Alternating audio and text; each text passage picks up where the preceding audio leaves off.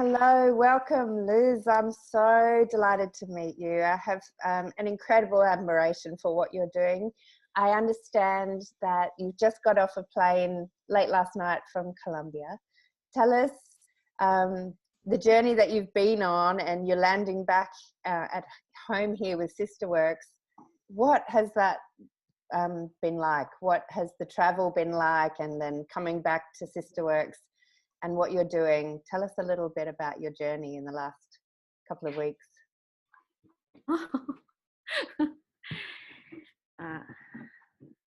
I think so. As a migrant, we have another migrant doesn't matter the kind of visa that we have.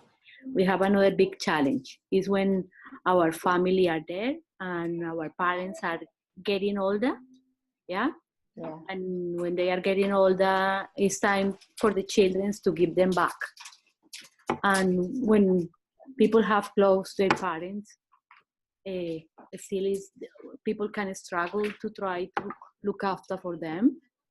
But I think so we as a migrant, we know that probably they are going to die and we are not going to be there, or they are struggling with this illness and we can be just a couple of weeks with them and always go back.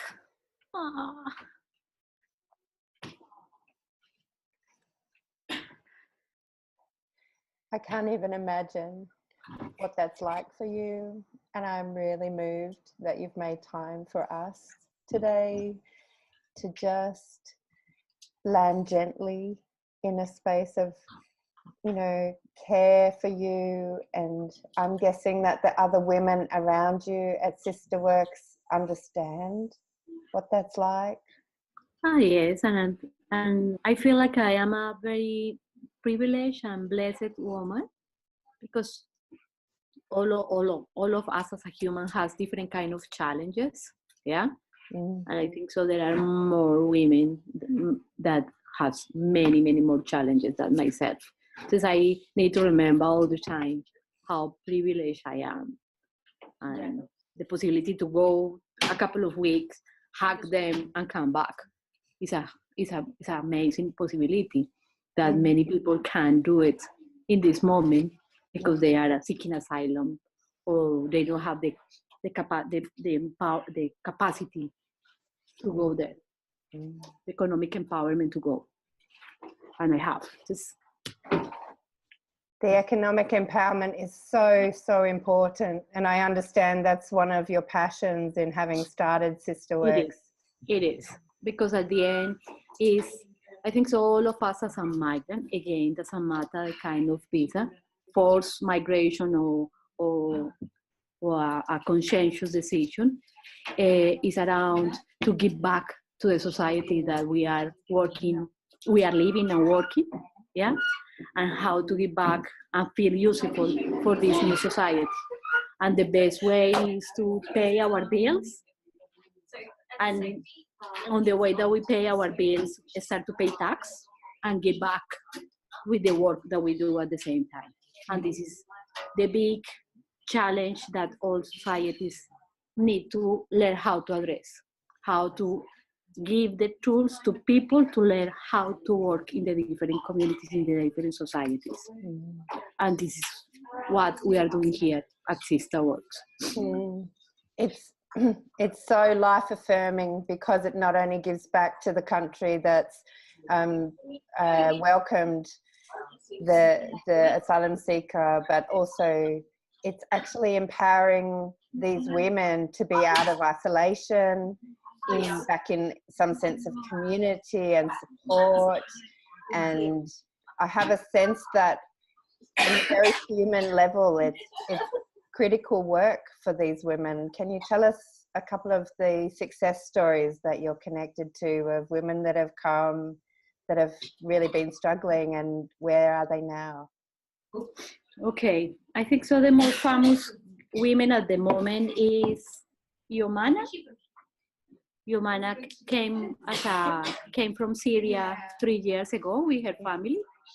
A wealthy and experienced entrepreneur there, but came here with nothing, with no language, and try to understand how she was paying her bills, because she knew, and she said many times to me, Luz, I know how to work. Give me possibilities. Give me opportunities. Yes. People don't need the fish. People need is to learn how to fish in the new lake, in the new sea. And probably we start our cooking business in the beginning, food business in the beginning, doing catering, and then in the catering she started to do a beautiful baklava from Syria, and everybody enjoyed her baklava. And she understood that probably her skills was not through craft, her skill was through food. And she also started out training in our commercial kitchen, because one thing is to cook for a home, another thing is to cook for a business. So we moved to packaged food, but she just had the time to do the first training with us, because she took the decision to start her business with her family. She said, it's my husband who are unemployed, my son and his wife, 4 people that we can work together and do something. And they rent just a shop in Lygon Street in Carton, and now have a beautiful pastry selling her baklava and her food products and Syrian products. And they start to import as well.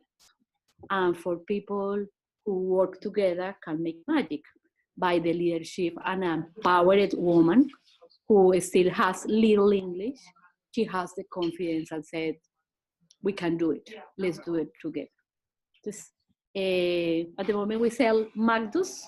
Magdus is a Syrian pickle made by eggplants, and is Jomana's recipe. She's also selling our products in her shop. It's exciting to me because it also talks about how social enterprises can be a support system, and actually how we can network to grow mutually, because your Sisterworks products are in her shop, and that she's part of the community. Even though she's working with her family, she's part of the broader community of support for other sisters who are, you know, she's an example. And this is it's a big magic, because it's around all of us. This is always just the beginning of when you empower women, when they empower themselves through some tools. When we empower them, they start their own projects, and their own projects are empowering other women. This is a big ecosystem that is growing on the way. There are more and more women empowered. Yeah. So tell us about the crafts that are sitting up behind you. I know there's a bit of a story to the dolls that are behind you. Tell us about those. We all the time try to tell stories of other people's. I think so. It's no. The stories belongs to people. The story doesn't belong to organizations. The pathways of people belongs to them, and we as organizations are part of their story. Yeah. We at Sisterworks try to tell the story of entrepreneurship. What's meaning to come to a country with nothing, with no language, with no working skills, work experience in this country, with a big culture gap, and how we move forward. If for someone who is a native person, it's hard to be entrepreneur, people need to understand how to be entrepreneur in a different country, different language, different culture. No resources, no capacity building. The stories that we tell, the women tell, we always encourage the women to tell the stories of the present for the future, not the past. We are resilient and brave people, and who can move forward, and people don't need to feel sorry because of our past. The past is just part of who we are. But the little sisters are women that are The idea is that they tell the story of the challenges in our own countries. For example, Maria from Latin America, and tell things that the women don't want to tell, or tell things that are common in all of us. Because we have 5 little sisters telling stories about the past, present, and future in generic, the common things of all of us. This from Europe, from South America, from Middle East, from Asia, and from Africa. We are launching a campaign called Hello Sister. And part of the idea of these dolls is support new women to start their process to empower themselves through work. Is that okay, Karen? Oh my gosh, I'm so moved. I love the dolls. I just want to hug them all. 16th of November. Yeah. You can get it. Oh, fantastic. I'm coming. So tell me as well about what you hope that Sisterworks can do as it grows, and what's your vision for Sisterworks in the future? It's important, the program, because we need to make the difference of migrants like myself, who still, when I came to Australia, I didn't speak the language, I didn't know anyone, I didn't have money, yeah, I didn't have the confidence because everything was completely new. But I am a professional woman who know how to move in a Western society. I have been working all my life. But there are women who have been moms and full-time carers over 30 years old, many of them illiteracy in their own language, many of them lack of confidence because they have been victim of domestic violence and social violence all their life. And these women don't have the opportunity to empower economically themselves. In Australia, there is no services to support women with little English, illiteracy, and lack of confidence. There is no services. And the way that we are helping these women is learning by doing, craft, food, and then business together. Knowing the whiteboard, doing business plans.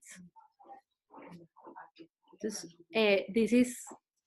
is something that in Australia, in Victoria, for example, according with the Australian Bureau of Statistics 2016, there is more than 200,000 people with little English in Victoria. 85% of these people live in Melbourne, and 65% of them are women. So there is a big need, and we are a small organization. My dreams is the possibility to replicate the model, to start to put, Sisterworks is a place where they are learning by doing how to work, how to do business, or how to get the work experience to allow them to become entrepreneurs as Yomana, or to get the connections, get the confidence to have a meaningful job. The dream is, at the moment we are working with 200 women. The dream is to do partnership with another social agencies where we can go and learn how to work and do business together. Selling food, selling craft, or selling who knows in the future. Everything at the moment, other thing that make us different is this is locally made, ethically produced by new Australian women. I really want to have you have a sense of being able to tell the whole story, and what you've just shared has really, it's, apart from being inspiring as a vision, I really get how important it is that as social enterprises we all connect and support each other's efforts, because together we grow. It's not just in the hub that you've created, but in the possibility that a lot of hubs could coordinate and have a much bigger impact for our communities to get healthier, stronger, and more self-sustaining. And it's true because part of the issues in the sector is around capacity building. All of us, we are fighting for the same grants and for the same money. And part of the challenge is how to create these business opportunities that people want to buy, not the cheapest product, the product that is beyond a good product, because need to be great first, but then there need to be a great story too. And this is the social enterprise sector. This is how we are going to create business opportunities together. Yeah, absolutely. And I'm aware that storytelling and story sharing is actually a very powerful way to connect people to the value of what you're selling, because you're selling so much more than the product in the jar. And this is where I think social enterprise stands out in being values driven, socially conscious, impact aware, and that it makes so much of a difference to how we feel as purchasers when we're buying, ethically made product, locally made product that supports another person's well-being. And we become a healthier society by making purchases like that. There is so much I'd love to ask you about, but for the purposes of just today's interview, can I ask you what it's like to be part of the Ethical Enterprise Awards this year and what you're looking forward to about being part of the conference? I think it's around connections and opportunities, and it's around create business opportunities. Yeah, 50% of the sales gross profit of the products go back to the women. This is the money that empower themselves. The other 50% cover the cost of goods sold. The charity money pay the bills. At the moment, is the capacity building. At the moment, I feel like I am already a winner, because I'm going to be in front of many people, and many people are going to buy in Christmas time our product. Yeah, but we need $10,000 to pay the rent, to pay the salaries of the people who are here helping other women to find themselves. I am very moved that the Ethical Enterprise Conference gives a platform for you and for other incredible human beings doing this empowering work. And I'm so grateful that I'll get the opportunity to meet you in person at the conference. I'm so, I'm sorry that we don't have much more time. I have so many more questions, but I'll look forward to asking you in person. Okay, Karen, no, muchas gracias. So for today, thank you so much. Yeah, bye-bye.